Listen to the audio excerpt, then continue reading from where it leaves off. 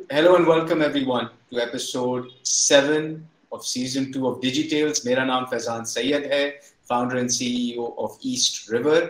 और आज मेरे साथ मौजूद हैं तलहा तालिब, इंटरनेशनल वेट लिफ्टर हैं, पाकिस्तान का नाम बुलंद करके आए हैं टोक्यो ओलंपिक्स में। और साथ में ये पहले भी मेडल्स जीत चुके हैं, कॉमनवेल्थ गेम्स में ब्रॉन्ज हासिल कर चुके हैं, साउथ एशियन गेम्स में गोल्ड हासिल कर चुके हैं और international solidarity weight lifting championship में भी गोल्ड हासिल कर चुके हैं। पाकिस्तान का नाम रोशन करके आए हैं। कैसे हैं आप तलहा? ठीक हैं आज? जी शुक्र अल्लाह का। तलहा, मुझे सबसे पहले तो ये बताइए, आपको कैसा महसूस हो रहा है कि इतनी आपको पब्लिसिटी मिल रही है, इतना आपको बुलंद मौका मिला था पाकिस्तान का नाम रोशन करने में, आज कैसा आप महसूस कर रहे हैं? मैं सबसे पहले अल्लाह का शुक्रिया अदा करता हूँ। अल्लाह का शुक्र है और पाकिस्तानी कौम का, जिन्होंने मेरे लिए दुआ की। और मेरी ओवरऑल फिफ्थ पोजीशन थी, लेकिन जिस तरह इन्होंने मुझे प्यार दिया और मेरा हौसला बुलंद किया, वो किसी गोल्ड मेडल या गोल्ड की ट्रॉफी से कम नहीं था। तो मुझे बहुत खुशी है कि सारे पूरा मुल्क एथलीट्स को, स्पोर्ट्स को सपोर्ट कर रहा है। और आने वाले वक्तों में इंशाल्लाह पाकिस्तान की स्पोर्ट्स का फ्यूचर और ब्राइट होगा।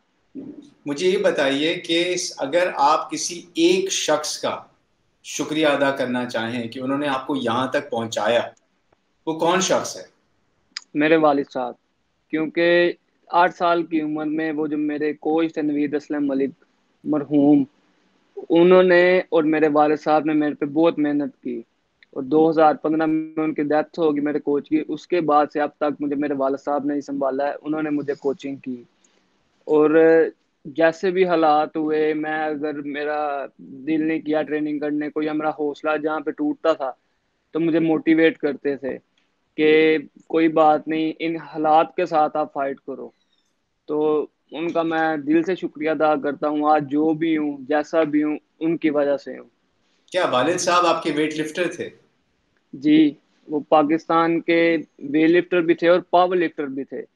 एशियन चैंपियनशिप में पावर लिफ्टिंग में उन्होंने 1999 में ब्रॉन्ज मेडल हासिल किया था। तो उनका ये फैसला था कि मैं अपने बच्चों को भी मैं इस शोबे में लगा दूंगा। जी बिल्कुल, 8 साल की उम्र में उन्होंने मुझे अपने साथ वेट लिफ्टिंग में शामिल किया। फिर 2-3 साल उन्होंने मेरी फिजिकल फिटनेस और जो बेसिक्स ट्रेनिंग्स होती हैं, टेक्निक वगैरह वेट लिफ्टिंग में, उसमें उन्होंने काफ़ी काम किया। तो आहिस्ता आहिस्ता फिर जैसे जैसे वक्त गुजरता गया, मेच्योरिटी आती गई, एक्सपीरियंस ज़्यादा होता गया, मसल्स की ग्रोथ होती गई, तो इस फील्ड में मेरा भी शौक पैदा हो गया। तो और यानी फिर कि जब 8 साल की उम्र से आपने वजन उठाना शुरू कर दिए थे, वेट्स, डंबल्स, बारबेल्स, हर चीज? जी बिल्कुल। ये लोग लेकिन यहाँ पे कहते हैं, एक लोगों की शायद गलत फहमी है, ये थोड़ी दूर कीजिए, कि अगर आप कम उम्र में, जहां आपका कद ना बड़ा हो, अगर आप वजन उठाना शुरू कर दें तो आपका वजन का अपना सॉरी कद छोटा रह जाता है। ये क्या दुरुस्त है? ये मैं आपके सामने हूँ। मेरी 8 साल की जो, जब मैंने शुरू की थी, तो 2008 8 अप्रैल को मैंने अपनी वेट लिफ्टिंग का आगाज किया था। और फर्स्ट कंपटीशन मैंने 14 अगस्त 2008 को खेला था।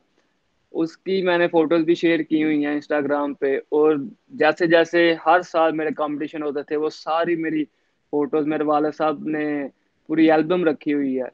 हर साल जो भी कंपटीशन होता था, वो उसकी फोटो लेकर रख लेते थे। और वो मैं साथ साथ अपने इंस्टाग्राम पे, सोशल मीडिया पे शेयर करता हूँ, ताकि लोग भी देखें, उनके लिए भी मोटिवेशन हो। और ये जो बात है कि इनकी हाइट छोटी रह जाती है, इंसान कमजोर हो जाता है या मसल्स की ग्रोथ नहीं होती, ये कम अकली वाली बातें हैं। क्योंकि मैंने भी, बिल्कुल मैं छोटा सा था और आज आप सबके सामने हूँ।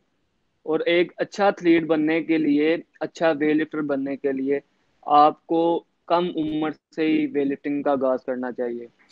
फिर आहिस्ता आहिस्ता हर चीज वक्त के साथ साथ होती है, स्टेप बाय स्टेप। तो 18-19 साल की एज में आके आपको एक मुकाम मिल जाता है। तो इसमें ये बताइए कि अगर इतनी कम उम्र में आपने शुरू किया, 8 साल की उम्र में, क्या तालीम भी आपने साथ जारी रखी अपनी? जी, मैं अपनी तालीम भी जारी रखी थी, लेकिन ओलंपिक्स एक टारगेट था। एक पूरे पाकिस्तान, हर एथलीट का यही ख्वाब होता है कि वो ओलंपिक्स में जाए, अपने मुल्क, अपनी कंट्री को रिप्रेजेंट करे। तो मेरे वाले साहब का भी ख्वाब था कि मेरा बेटा भी है, मेरा शागिर्द भी है, ओलंपिक्स में जाए। तो उसके लिए मैंने अपनी जरा स्टडी जोन सी थी, वो स्टॉप कर दी थी। कि मैं पूरा कौन सी जमात में छोड़ दी थी आपने अपनी तालीम? मैं मैट्रिक के बाद बिल्कुल स्टॉप कर दी थी, ताकि मैं अपने फोकस सारा ट्रेनिंग पे कर सकूं।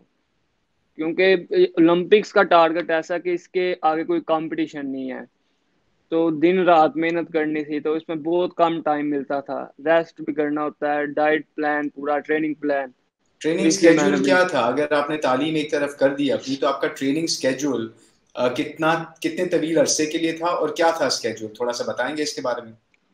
जी, मैं ट्रेनिंग एक स्कूल में करता हूँ, जैसे आप सब ने देखा है, और बिल्कुल लोकल इक्विपमेंट पे मैं करता था।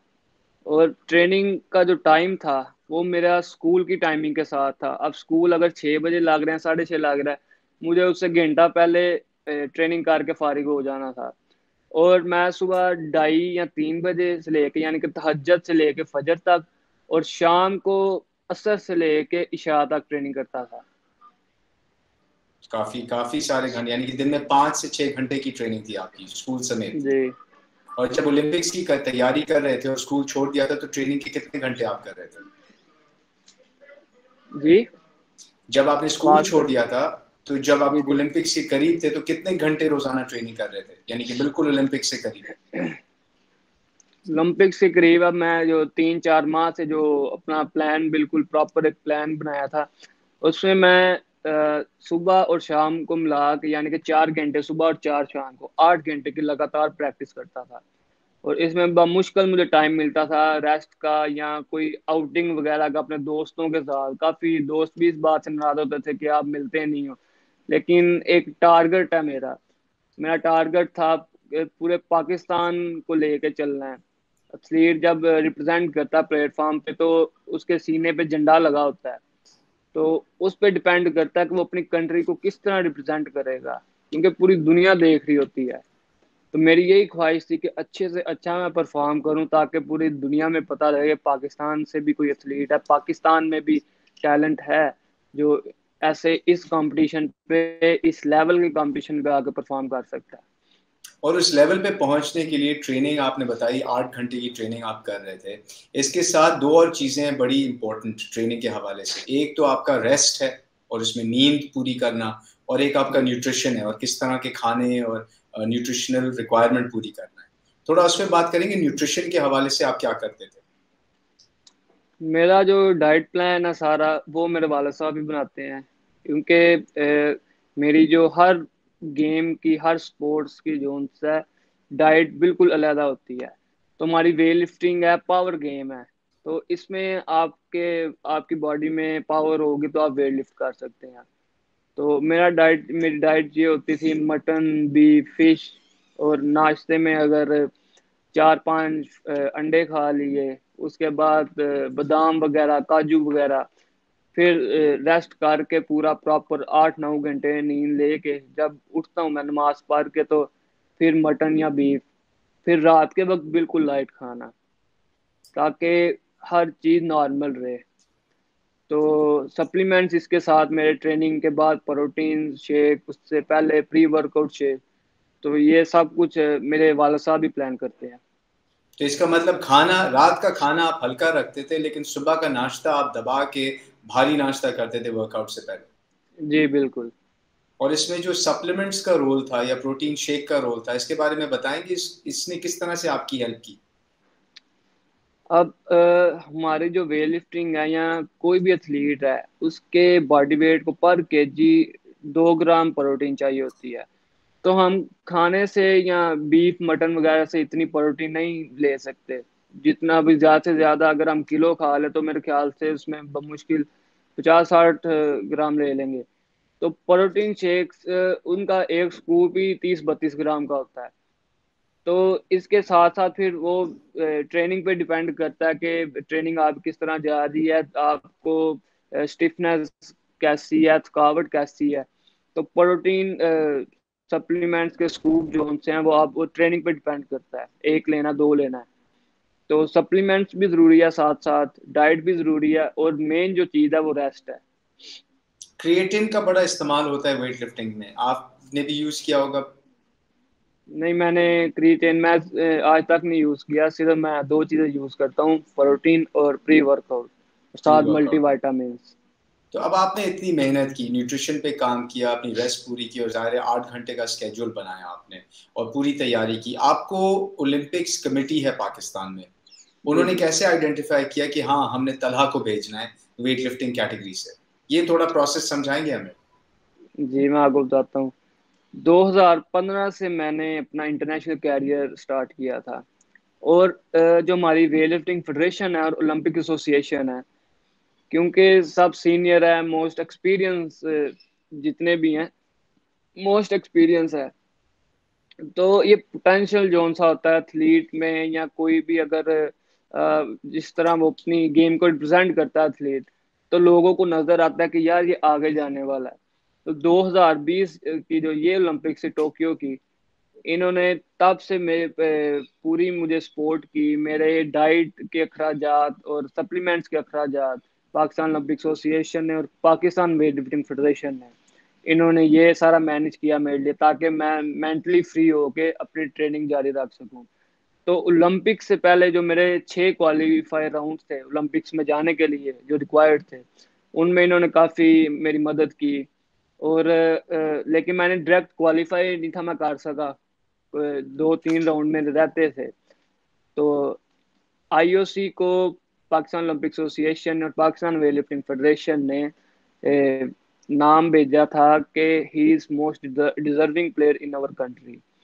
तो एशियन चैंपियनशिप जो मेरी हुई थी उसका रिजल्ट मद्देनजर रख के इन्होंने मेरा नाम भेजा था और आईओसी ने सिलेक्ट कर लिया था। आईओसी ने आपको सेलेक्ट किया था और आप कह रहे हैं कि आपको सपोर्ट भी मिला था अपना न्यूट्रिशन के हवाले से, आपके जी अखराजात पूरे किए थे। लेकिन कुछ दिनों पहले आपने एक इंटरव्यू में ये जिक्र किया कि उस तरह का सपोर्ट नहीं मिला था आपको जिस तरह आप चाह रहे थे। इस पर थोड़ा सा आप हमें बताएंगे मजीद, क्या आपके दिमाग में जी, था उस वक्त? मैं ये बात की थी पाकिस्तान स्पोर्ट्स बोर्ड की तरफ से, क्योंकि ना मेरे पास कोई प्रॉपर प्लेस थी और ना ही कोई इक्विपमेंट था। मेरी वीडियोस आपने देखी होंगी कंपटीशन की, वहां पे कलर्ड वेट यूज होता है। तो उसकी जो टेक्निक है उसे लिफ्ट करने की, उसे पुल करने की, वो टोटली डिफरेंट है लोकल वेट से। तो उसके लिए आपको प्रैक्टिस चाहिए। और ये मैं बताता चलूं कि पाकिस्तान वेट लिफ्टिंग फेडरेशन है, जब ओलंपिक्स का पता लगा तो उन्होंने अपना पर्सनल वेट मुझे दिया कि आप ट्रेनिंग कर लो, जिसके लिए बमुश्किल 1 माह था। लेकिन ऐसे वेट पे आपको प्रैक्टिस के लिए भी काफी टाइम लग जाता है। और मेरे ख्याल से अगर यही मुझे पाकिस्तान स्पोर्ट्स बोर्ड प्रोवाइड कर देती, या कोई हमारा ट्रेनिंग कैंप लगा होता जिधर ये वेट मौजूद होता, तो मेरा नहीं ख्याल जो 2 किलो का डिफरेंस निकला है वो इतनी बड़ी बात थी। तो मेडल आता पाकिस्तान में, पूरा पाकिस्तान इस वक्त जश्न मना रहा होता पाकिस्तान मेडल का। तो ये रोल क्या ओलंपिक कमेटी नहीं प्ले कर सकती? स्पोर्ट्स बोर्ड का इसका रोल प्ले करना क्यों जरूरी है? अगर ओलंपिक कमेटी लोगों को सेलेक्ट कर रही है तो फिर उनको मुहैया करनी चाहिए सहूलत। ओलंपिक कमेटी का तो काम है सिर्फ एक पोस्ट ऑफिस की तरह, उनके पास नाम आने हैं हर फेडरेशन से, तो उन्होंने आगे स्पोर्ट्स बोर्ड को भेज देने हैं। उन्होंने देख के तो आगे आईओसी को, या जो गेम्स की जो कम्युनिटी बनती है उन्हें आगे भेज देने हैं। तो गवर्नमेंट ऑफ पाकिस्तान और पाकिस्तान स्पोर्ट्स बोर्ड के अंदर है सब, कि वो अपने एथलीट्स को किन स्पोर्ट या कैसी स्पोर्ट करते हैं, क्या उनको प्रोवाइड करते हैं, उनको स्कॉलरशिप देते हैं या और जो अखराजात हैं वो उठाते हैं। तो 2018 तक मैं ट्रेनिंग कैंप काफ़ी अपनी ट्रेनिंग उनमें की, ट्रेनिंग कैंप में मुख्तलिफ कोचिस के पास मैंने ट्रेनिंग की। तो 2018 के बाद 2021 तक कोई कैंप नहीं लगा जो पाकिस्तान स्पोर्ट्स बोर्ड के अंडर था। और वहाँ पे जो डीजी साहब थे वो वहाँ पे मौजूद नहीं थे, यानी कि कोई परमानेंट डीजी नहीं था वहाँ पे, डायरेक्टर जनरल वहाँ पे कोई परमानेंट नहीं था। तो अब जो डीजी आए हैं, डायरेक्टर जनरल आए हैं कर्नल मोहम्मद आसिफ जमान, उन्होंने ये अश्योर किया कि जो आने वाला आपके जो कंपटीशन है हम उसमें हर तरह की आपको सपोर्ट करते हैं, जो आपको चाहिए फैसिलिटीज हम वो देते हैं, और ट्रेनिंग कैंप भी आपके जारी करते हैं। इसमें ओलंपिक्स एसोसिएशन के हवाले से थोड़ी सी मैं मालूमात कर रहा था। मैंने ये देखा कि 1947 से 1977 तक, यानी कि 30 साल की जो एक ड्यूरेशन था, इसमें जी तकरीबन 9 सदर रह चुके हैं। ठीक है ना? 47 से 77 तक 9 सदर रह चुके हैं। और फिर 78 से लेके आज तक, यानी कि 43 इयर्स में सिर्फ 2 सदर रह चुके हैं। जी। जब वो 9 सदर थे, पाकिस्तान 7 मेडल जीत चुका था, एंड एज हाई एज 62 लोगों को भेजे थे उसने, आई थिंक रोम में 62 में, ऐसी कोई बात है, ठीक है ना। But in the last 42-43 years, जब 2 सदर रह चुके हैं हमारे पास, हमने सिर्फ एक ही दफा 31 लोग भेजे और बाकी सिर्फ हमने 20s में भेजे और सिर्फ 3 मेडल जीते हैं। इसकी क्या वजह है? मतलब ये तो एक, अगर आप कह रहे हैं सिर्फ पोस्ट ऑफिस का काम है, तो पोस्ट ऑफिस का काम तो इतना मुश्किल नहीं होना चाहिए। तो पिछले जो 30-40 साल में जो हालात हुए हैं इस एसोसिएशन के, 3 मेडल्स, 2 सदर और लेस देन 30-31 पीपल पार्टिसिपेटिंग, इसकी क्या वजह हो सकती है? मुझे इतने बैकग्राउंड का नहीं इलम, लेकिन जो मेरे इलम में है वो मैं आपको बताता चलूं कि 2000 या 90s का जो वक्त था, तब फॉरेनर कोच भी आते थे, एथलीट्स को आके ट्रेनिंग भी देते थे। और तब से अब, और वो स्पोर्ट्स बोर्ड का काम होता है कि वो बाहर से कोच मंगवाएं और अपने एथलीट्स को उनके पास वो ट्रेनिंग करवाएं। और जब से मैं ट्रेनिंग में आया हूँ या मैं वेट लिफ्टिंग में आया हूँ, इस फील्ड में आया हूँ स्पोर्ट्स की, मैंने आज तक नहीं देखा कोई बाहर से कोई कोच आया हो फॉरेनर जो आके ट्रेनिंग करवाए। और अगर पहले फैसिलिटीज मिलती थी, लोग जाते थे, 62 चले गए, 30 चले गए, तो अब अगर नहीं जा रहे तो ये टैलेंट तो पाकिस्तान में बहुत है, लेकिन फैसिलिटीज नहीं है। मैं खुद एक मिडिल क्लास फैमिली से हूँ, मैं इतना कुछ अफोर्ड नहीं कर सकता। और ये भी पाकिस्तान ओलंपिक एसोसिएशन और पाकिस्तान वेट लिफ्टिंग फेडरेशन, इन दोनों ने जिस तरह मेरी सपोर्ट की, अगर ये ना करते तो मैं मेंटली हार चुका था कि मैं और आगे ट्रेनिंग नहीं कर सकता। इन्होंने मुझे हर मौके पे मुझे मोटिवेट किया कि आपको जो चाहिए हम प्रोवाइड करते हैं। पर्सनली इन्होंने मुझे प्रोवाइड किया, डाइट्स वगैरह या और जो अखराजात होते हैं इन्होंने मुझे प्रोवाइड किए। तो ये काम स्पोर्ट्स बोर्ड का होता है कि वो अगर जितनी वो फैसिलिटीज देंगे, अब आप देख लें कि मैं गुजरांवाला में हूँ, यहाँ पे गुजरांवाला में एक प्रॉपर एकेडमी नहीं है वेट लिफ्टिंग की। टैलेंट बहुत है, गुजरांवाला को वेट लिफ्टिंग का हब कह रहे हैं। और पूरे पाकिस्तान में गुजरांवाला से ज्यादा किसी भी ये शहर में क्लब नहीं है वेट लिफ्टिंग के। रेसलिंग आपकी यहाँ की है, वेट लिफ्टिंग आपकी यहाँ की है। और इन दोनों गेम्स में पाकिस्तान में मेडल आते हैं, पाकिस्तान के लिए मेडल आते हैं। लेकिन ऐसी कोई फैसिलिटीज नहीं है जहाँ पे बंदा फ्री ऑफ कॉस्ट या मेंटली फ्री होकर ट्रेनिंग कर सके, अच्छे कोचिस के पास ट्रेनिंग कर सके, फॉरेनर कोच आ सके। तो ये सारी चीजें अगर सदर बदले या नहीं बदले, जो आप स्पोर्ट्स बोर्ड को देखें कि उन्होंने दिया क्या है, तो ये आप फैसिलिटीज कह क्या रहे हैं कि दी ये हैं। स्पोर्ट्स बोर्ड की रिस्पॉन्सिबिलिटी है। बिल्कुल। तो अगर हम आपको बना देते हैं डीजी स्पोर्ट्स बोर्ड, आप सबसे पहला जी, क्या कदम उठाएंगे इन सब चीजों को बदलने के लिए? सबसे पहले तो जितने यूथ चैंपियन है नेशनल लेवल पे और जूनियर के, सीनियर की मैं बात नहीं करता, यूथ एंड जूनियर, इनका मैं ट्रेनिंग कैंप लगाऊंगा, ताकि इनकी जो आगे जो 5-6 साल बाद जो कंपटीशन है, या ये जो ओलंपिक्स पेरिस वाली आ रही है 2028 की ओलंपिक्स के लिए इनको तैयार करें। जितने फिर इन सालों में कंपटीशन आएंगे आपके, वो इनको compete करवाएं, ताकि इन्हें एक्सपीरियंस हो। क्योंकि एक्सपीरियंस बहुत जरूरी है। इधर आप ट्रेनिंग के अंदर अगर एक गिर गई, दूसरी गिर गई, तीसरी लगा ली, चौथी लगा ली, अटेम्प्ट आपने फेल करके तो 10वीं बार में लगा ली, लेकिन उधर आपको चांस मिलने हैं 3। हम्म। उसके लिए एक्सपीरियंस बहुत जरूरी है। इनके कंपटीशन हों, और पाकिस्तान में, इंटरनेशनल में बात नहीं करता, पाकिस्तान में डिस्ट्रिक्ट लेवल पे पहले कंपटीशन हो, फिर वो जो जीते वो डिवीजन खेले, डिवीजन के बाद वो पंजाब खेले, पंजाब जो फिर जीते उसके बाद ये पाकिस्तान के नेशनल लेवल पे खेले, फिर दोबारा ट्रायल्स हों, जो ए एंड बी जो जीते हैं पहला दूसरा, जो उनके दोबारा ट्रायल्स हों, ताकि जो आगे कंपटीशन है इंटरनेशनल, वहां पे जाके वो compete करें। इससे उनका भी हौसला ज्यादा होता है और एक्सपीरियंस भी ज्यादा आता है। और जो आगे फिर इंटरनेशनल कंपटीशन होगा वहां पे 100% आप रिजल्ट की उम्मीद भी रख सकते हैं। और इस सब में अगर आप एक अंदाजा लगाएं, क्योंकि आप ये कर चुके हैं तकरीबन हर जिसे कहते हैं एथलीट की ट्रेनिंग में, ये जो एक दौरान है ओलंपिक की ट्रेनिंग का, इसमें कितना खर्चा आता होगा हर एथलीट का, एक एथलीट का? मैं अगर इस लेवल पे आपने ओलंपिक लेवल पे compete करना, तो मैं आपको अपना बताता चलूं कि लास्ट मंथ से लेके मेरा ओलंपिक्स जाने तक 2.5 से 3 लाख रुपया लग चुका था एक माह में, क्योंकि एक इसमें कोई महीने की ट्रेनिंग के लिए आपने 3 लाख रुपए तकरीबन हर महीने के खर्च करने हैं। तो अगर आप पूरा साल ट्रेनिंग कर रहे हैं तो तकरीबन जी 36 लाख रुपए एक एक शख्स, एक जी। कैंडिडेट, एक स्पोर्ट। और ये सिर्फ ओलंपिक्स पे लगा मेरा, लेकिन फिर अब मैं कंपटीशन के नजदीक से सप्लीमेंट यूज करता हूँ, क्योंकि मैं अफोर्ड नहीं करता।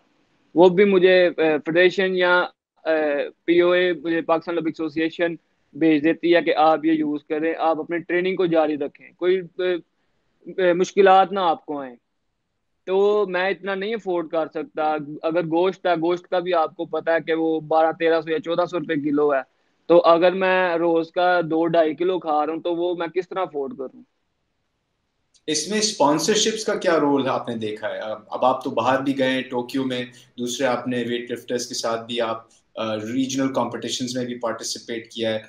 क्या वहां पे स्पॉन्सर्स एक रोल प्ले करते हैं गवर्नमेंट के अलावा? जी बिल्कुल। पाकिस्तान में सिर्फ ये स्पॉन्सरशिप का नहीं है इतना कि आपको स्पॉन्सर करते हैं या हम आपके अखराजात उठाते हैं। ये मैं आपको बताता चलूं कि जो सप्लीमेंट्स के पाकिस्तान में शॉप है, जो मेरे साथ हुआ है, लास्ट उन्हें मैंने अपनी सीवी भेजी, वो स्पॉन्सर कर रहे थे, तो अपनी अचीवमेंट्स मैंने उन्हें बताई कि मेरी ये अचीवमेंट्स है। तो उन्होंने मुझसे मेरी अचीवमेंट्स के बारे में कुछ नहीं कहा, उन्होंने बस कहा कि आपके इंस्टाग्राम पे कितने फॉलोअर्स हैं। मैंने कहा 2,000।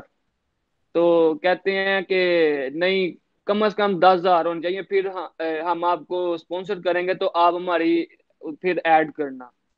तो इधर से मैंने फिर सोचा कि आज के बाद अगर ये स्पॉन्सर्ड भी करेंगे तो मैं नहीं लूंगा, क्योंकि टैलेंट की इनको कदर नहीं है। अपनी पब्लिसिटी के लिए एथलीट्स हैं या स्पोर्ट्समैन हैं, उनको जाया करते हैं। और जो बाहर जो जितने लोग हैं इंटरनेशनली, वो चलते ही स्पॉन्सर्ड पे हैं, क्योंकि वहां पे इतना जॉब का नहीं है। वो जितना भी वो करते हैं, हर उनको ब्रांड स्पॉन्सर करता है, एडिडास, नाइकी, अंडर आर्मर। और उनको जैसे स्पॉन्सर्ड होता है, उनका हौसला भी बुलंद होता है। तो तो ये ये हमें बहुत रिवाज पाकिस्तान में भी लाना चाहिए, जहाँ पे बिल्कुल स्पॉन्सर्स जो है दिमाग की परेशानी दूर करें हमारे एथलीट्स की, ताकि वो ट्रेनिंग पे फोकस करें। बिल्कुल। और आप वहां पे गए थे टोक्यो में, अगर आप ये एक कहते हैं कि भाई ये एक चीज मैं सीख के आया वहां से, वो क्या चीज है? एक्सपीरियंस। क्योंकि ये जो मेरा कंपटीशन था, या जिस तरह मैंने वहां पे compete किया, जितने मेरे साथ compete कर रहे थे, जो मेरे साथ सेकंड हुआ है वो लास्ट ओलंपिक का ब्रॉन्ज मेडलिस्ट था। और जो गोल्ड हुआ है वो 4 दफा वर्ल्ड चैंपियन और पिछली ओलंपिक्स का गोल्ड मेडलिस्ट था। तो एक्सपीरियंस मुझे ये उनके साथ compete करके, किस तरह वो अपने आप को वार्म अप करते हैं, किस तरह वो जीरो से शुरू हो गए तो ऊपर तक जाते हैं, कैसे वो अपने आप को ट्रेन कर रहे हैं, उनके कोचेज उन्हें क्या क्या बता रहे हैं, किस तरह वो अपने स्ट्रेचिंग कर रहे हैं। इन सब से मैंने बहुत कुछ सीखा है। और इंशाल्लाह आने वाले वक्तों में उम्मीद है कि बहुत बेहतर हो जाएगा। आपके साथ तकरीबन 20 से थोड़े से ज्यादा और पार्टिसिपेंट्स थे पाकिस्तान से ओलंपिक्स में इस दफा। आप क्या उनसे जी राब्ते में हैं? जी बिल्कुल। हम तो पूरा कॉन्टिजेंट जो होता है, वो ओलंपिक विलेज है या कोई भी गेम्स का विलेज है, तो वो बिल्कुल कॉन्टिजेंट को एक अलग बिल्डिंग मिली होती है कि वहां पे आपने रहना है। तो पूरा यानी कि पाकिस्तान बिल्कुल अलग था। एक दूसरे को मोटिवेट करना, उनको हौसला देना कि कोई नहीं, इंशाल्लाह आप करोगे, अपना बेस्ट दो, बाकी बातें अल्लाह के पास हैं। तो एक दूसरे को मोटिवेशन मिलती है, क्योंकि एक अच्छा स्पोर्ट्समैन ही दूसरे को समझ सकता है, दूसरे स्पोर्ट्समैन को। तो काफी यानी कि गपशप भी हो जाती है, हौसला एक दूसरे को देते हैं, मोटिवेट करते हैं, तो कंपटीशन के लिए बूस्ट अप हो जाता है बंदा। तो पाकिस्तान की हिस्ट्री में अगर आप देखें, अब तक जो 10 तमगे पाकिस्तान जीत चुका है, उसमें से 7 जो हैं फील्ड हॉकी में, यानी कि पाकिस्तान जी सिर्फ फील्ड हॉकी में ज्यादातर जीतता है ओलंपिक्स में।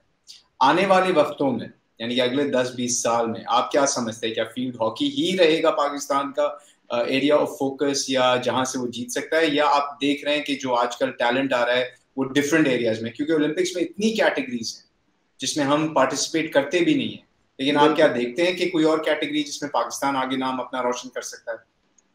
जिस तरह आप सब कह रहे हैं कि हम फैसिलिटीज देते हैं, हम सपोर्ट करते हैं, अगर यही मेरे ख्याल से पहले 2-3 साल पहले, क्योंकि अब उन्होंने इस ओलंपिक्स पे 2032 की ओलंपिक्स का भी अनाउंस कर दिया कि वो ऑस्ट्रेलिया होगी, ब्रिस्बेन। तो अगर ये पहले ही सोच लें कि हमने अपना कॉन्टिजेंट वहां पे भेजना है, तो उसकी तैयारी के लिए ट्रेनिंग कैंप लगा दें। जितने भाई ट्रेनिंग जो करते हैं इंडिया का, मैं आपको जो हमारा हमसाया मुल्क है उसकी मैं मिसाल दे देता हूँ, उनका ट्रेनिंग कैंप सारा साल नहीं टूटता। इवन के कोविड में भी उन्होंने अपना ट्रेनिंग कैंप जारी रखा था, यानी कि एसओपीज पे अमल करके, वैक्सीनेशन करके, तो वो उनका पूरा बायोसिक्योर बबल बना हुआ था कि कोई अंदर नहीं आ सकता। तो इधर पिछले 3 साल से कोई कैंप नहीं लगा। तो आप किस तरह ओलंपिक्स में जाके तो अच्छी परफॉर्मेंस की तवक्को रख सकते हैं कि हमें वो मेडल देगा, हमें ये परफॉर्म करके देगा? ट्रेनिंग कैंप बहुत जरूरी है किसी भी गेम का। अगर हॉकी है तो हॉकी में बहुत से लेजेंड्स हैं हमारे, और आने वाले वक्त में हॉकी में टैलेंट की कोई कमी नहीं है। यहाँ पाकिस्तान में बल्कि कोई टैलेंट की कमी नहीं है। जितनी भी गेम्स हैं उनको अगर सपोर्ट की जाए तो सिर्फ हॉकी या और कोई फील्ड नहीं, बाकी जितनी पाकिस्तान के स्पोर्ट्स हैं पाकिस्तान ने कभी जिसमें पार्टिसिपेट भी नहीं किया ओलंपिक्स में, वो भी इंशाल्लाह मुझे उम्मीद है कि पार्टिसिपेशन होगी। मैं आपसे आखिरी सवाल करता हूँ, काफ़ी मैंने आपका टाइम लिया है। मुझे ये बताइए कि इस पूरे एक्सपीरियंस में आपने इतनी कम उम्र से आपने ट्रेनिंग शुरू की, फिर अभी वर्ल्ड कप की अपना ओलंपिक्स की आपने तैयारी की, ऐसा कोई वक्त था जहां आप ऑलमोस्ट या बेशक हौसला ही हार गए थे कि नहीं, मुझसे आगे नहीं बढ़ा जा रहा, मैं नहीं कर सकता? हर इंसान के अंदर ये एक वक्त आता है। उसको आपने कैसे पार किया, कैसे दूर किया? क्योंकि नौजवान आप जैसे बहुत हैं इस मुल्क में, कोशिश करते हैं, और अक्सर ये होता है कि हम हौसला हार जाते हैं और फिर छोड़ देते हैं। उस वक्त को गुजारने के लिए क्या करना चाहिए, और आपने क्या किया जब आपके साथ ये वक्त आया था? मैं क्योंकि स्पोर्ट्स जोन सी है, खेल जोन सी है, इसमें उतार चढ़ाव होते रहते हैं। तो अगर कभी मेरा हौसला टूटा कि मैंने कहा मेरे से नहीं हो रही, मैं नहीं करनी, तो सबसे पहले मेरी फैमिली जोन सी है वो मुझे बूस्ट अप करती है। कोई बात नहीं, थोड़ा स्टे कर लो, फिर शुरू करना। फिर जैसे मेरे जो इर्द गिर्द के लोग हैं, मेरे जो दोस्त अहबाब हैं, उनको मिलते थे तो वो बहुत खुश होते थे कि अल्लाह तुम्हें और कामयाब करे। जब ये मैं अल्फाज सुनता था तो मेरे दिल में खुद ही मोटिवेशन, यानी कि मैं बूस्ट अप हो जाता था कि यार ये दुआएं दे रहे हैं तो अल्लाह इंशाल्लाह कामयाब करेगा, तुम अपनी बस ट्रेनिंग जारी रखो। तो हौसला मेरा जब भी टूटा है, मेरे जितने लोग हैं जो मेरे इर्द गिर्द रहते हैं, मेरे हमसाए जो उनसे है, मेरे रिश्तेदार, मेरी फैमिली के जो दोस्त हैं, इन्होंने मुझे बहुत बूस्ट अप किया। ये मेरा हौसला नहीं टूटने देते। और अगर मुझे कभी वसाइल पेश आए हैं, मेरे पास ये नहीं है, मैं नहीं करनी, अगर मेरे पास ये हो जाता मैं ये कर देता, क्योंकि जिन बाकी जो एथलीट्स हैं उन्हें जब देखते हैं, उनके पास जिस तरह फैसिलिटीज हैं, उनके पास जिस तरह इक्विपमेंट है, हमारे पास वो सब नहीं है। तो मैं अक्सर अपने वाला साहब कहता था कि उनके पास ये है, मेरे पास नहीं है। कहते हैं यार बस तू करता रहा, तुम करते रहो, अल्लाह सब कुछ करेगा। तो इनसे मुझे मोटिवेशन मिलती है। और बाकी हर बंदा मोटिवेट करता है, बूस्ट अप हो जाता है, हौसला नहीं है टूटने देते मेरा। चलें, इसका मतलब ये है कि फैमिली की सपोर्ट और दोस्तों की सपोर्ट के बगैर इंसान आगे नहीं बढ़ सकता। ये बात तो बिल्कुल दुरुस्त बिल्कुल, है। एक पूरा टीम वर्क होता है ना, हर किस्म का। मैं ट्रेनिंग अगर मैं अकेला कर रहा हूँ तो 5-6, या अगर मैं सिर्फ क्लब में अकेला हूँ तो मैं फोन करता हूँ अपने दोस्तों को, वो 10-15 दोस्त आ जाते हैं कि यार एक मोटिवेशन मिल जाती है, कोई देख रहा है तो अच्छा वेट उठाना है। हम्म। तो मुझे वो बात से कहते हैं यार आप ट्रेनिंग करो, बस जिस तरह भी होता है आप ट्रेनिंग करो। तो हौसला नहीं वो टूटने देते। वेरी गुड दादा, वेरी गुड। बहुत बहुत खुशी हुई आपसे बात करके, बहुत सीखने को मिला। Wish you all the best. इंशाल्लाह आगे भी आप पाकिस्तान का नाम रोशन करेंगे, बुलंद करेंगे, और अगली दफ़ा आप मेडल लेके आएंगे। और जहां हमारी हेल्प की ज़रूरत होगी हम भी आपके साथ खड़े हैं, पूरा मुल्क आपके थैंक साथ यू। खड़ा हुआ है। कंग्रेचुलेशंस बिल्कुल। Once again and best of luck. Thank you. Thank you everyone for tuning into episode 7 of DigiTales with Talha Talib. See you all next time. Allah Hafiz.